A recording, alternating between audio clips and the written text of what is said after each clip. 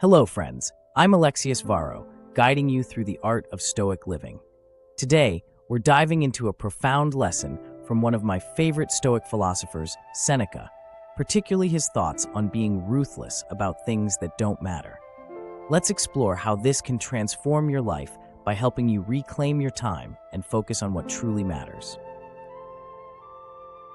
Seneca once said, "And you will see that much of your life has been stolen piece by other people, and you didn't even realize what you were losing.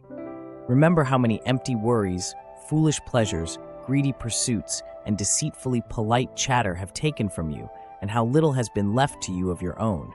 Calculate it, and you will understand that at the age of 100, you die prematurely." These words might sound dramatic, but they beautifully capture how easily we lose track of our own lives.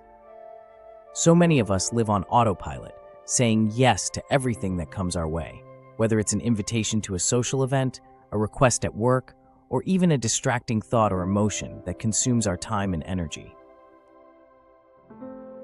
One of the greatest difficulties in life is saying the word no. Rejecting invitations, requests, and obligations that people usually accept automatically is tough. It's even harder to say no to some emotions and desires that take up your time. Anger, worry, anxiety, obsession, and lust.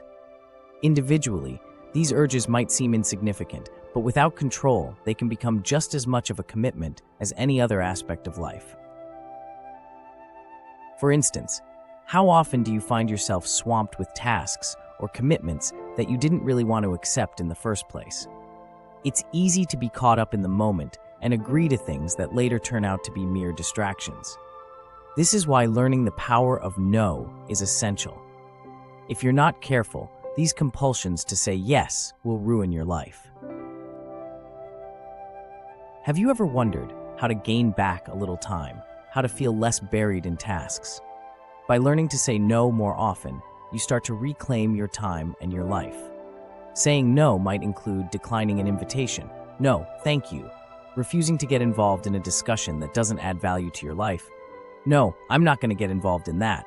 Or even prioritizing your own needs over others' demands.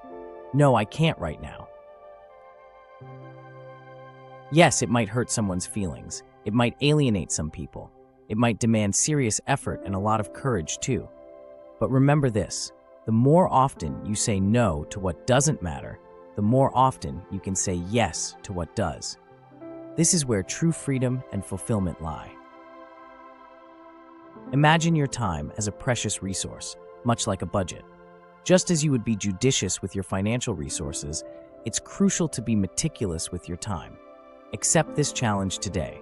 As you move through your day, consciously assess every request and demand on your time.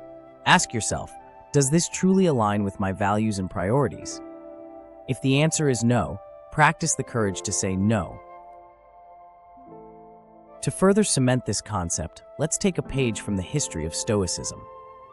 Marcus Aurelius, another Stoic giant, also warned against wasting time. He urged us to be mindful about what we invest our time into. He believed that self-discipline fosters inner calm and resilience. By being judicious with your time, you not only cultivate a sense of control over your life, but also develop resilience against distractions that prevent you from achieving your goals. Ultimately, this practice of saying no isn't about becoming a recluse or living a joyless life. It's about making space for what truly matters: personal growth, meaningful relationships, and meaningful work. It means being present and fully engaged in the activities and relationships that align with your values, fostering a sense of inner calm and fulfillment that cannot be achieved through a scattered, unfocused existence. So friends, I challenge you to take Seneca's wisdom to heart.